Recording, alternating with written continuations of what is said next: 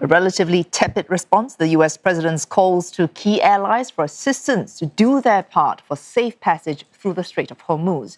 Donald Trump says he will remember if they do not step up.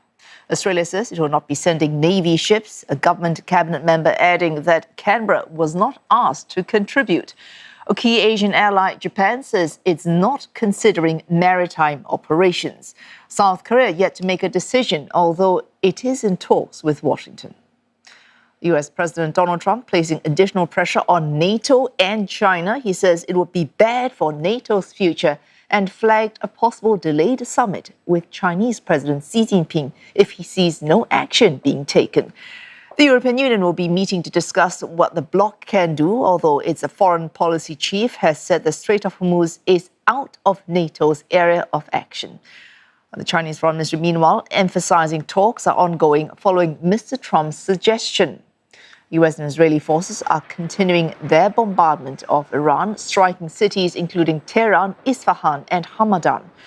As President Trump says he remains unsure if he should pursue a deal with Iran.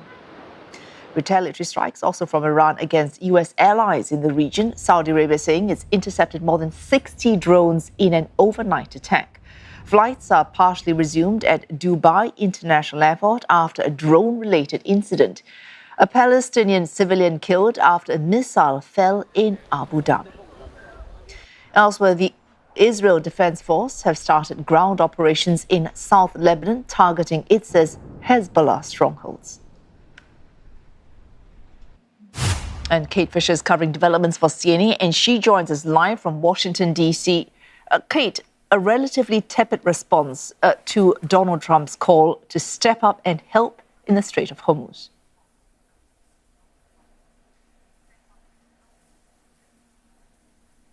Yeah, absolutely. World leaders not rushing to help him out on this one. The German Chancellor, for example, saying we don't see this as a NATO issue because Donald Trump, the president, decided to take this military action without consulting any NATO member, and therefore we will not kowtow to threats about NATO over the demands that,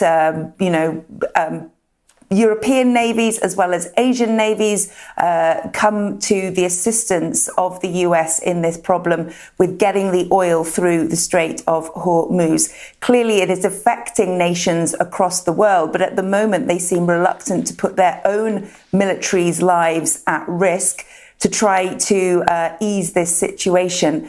And I think it shows, this military action, the Trump administration clearly thought, I think, that this would be an easier thing to achieve. And they've certainly managed to kind of decimate the Iranian Navy, for example. But when it comes to the Strait of Hormuz, the Iranians are proving that they don't need a fully functioning Navy in order to put that under a chokehold. Just the threat of a drone or a militant on a jet ski could cause problems for the whole of the world's oil industry. For anyone looking for a negotiated end to this war, President Trump suggesting talks ongoing. Iran says it's not looking at this point for any kind of ceasefire. How does the path to peace in the region look?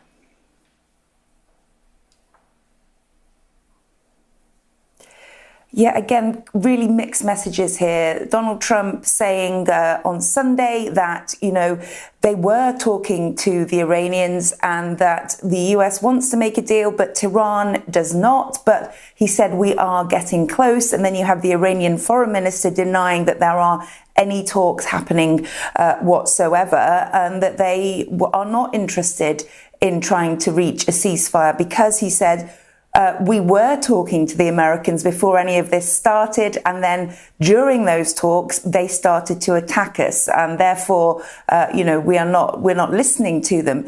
So there's a real problem here that both the Iranians and the Americans are giving different views of what's happening diplomatically, and it's hard to see from both of those narratives how, there is any chance of a diplomacy being achieved, certainly right this second, especially as the US bombardment continues and the Iranian response continues, not just on the Strait of Hormuz, as we were talking about, but on other targets within the region. For example, once again, the Dubai airport, again, hit by an Iranian strike. So diplomacy at the moment, not looking too likely. Thanks for that. Kate Fisher reporting live for CNA from Washington, D.C. Let's bring in Olly Barratt. He's standing by for CNA Live from Erbil in Iraq. Olly, we just heard from Kate there. Targets certainly not just on the Strait of Hormuz, but on other allies, U.S. allies across the Middle East. Iraq, certainly where you are, strikes on the international airport. What's the situation like there?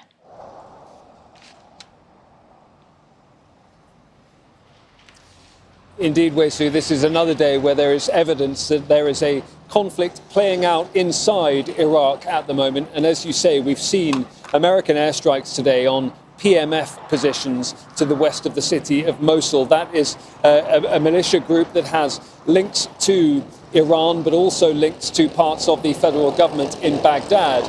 And there have been those repeated attacks on this part of Iraq, the Kurdistan region, which have come from Iran-backed militia groups inside Iraq. And it seems like the Americans now are stepping up their efforts to tackle that directly, because they feel that Baghdad isn't doing enough to rein some of those groups in. We've also seen in recent days, as you mentioned, attacks on an area close to the international airport. We've seen other American attacks on positions in Baghdad linked to Iran-backed militia groups that the Americans feel that they need to take out.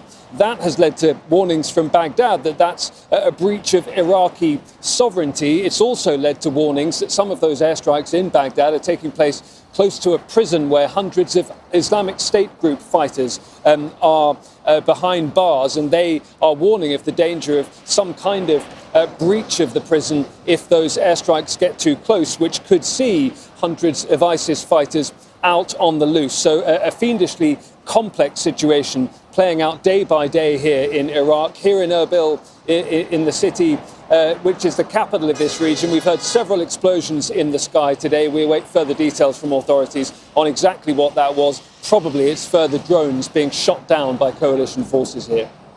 All right, oil facilities, oil transport, oil production, all those being hit. Gulf nations, what are they doing to try to secure supply routes for energy?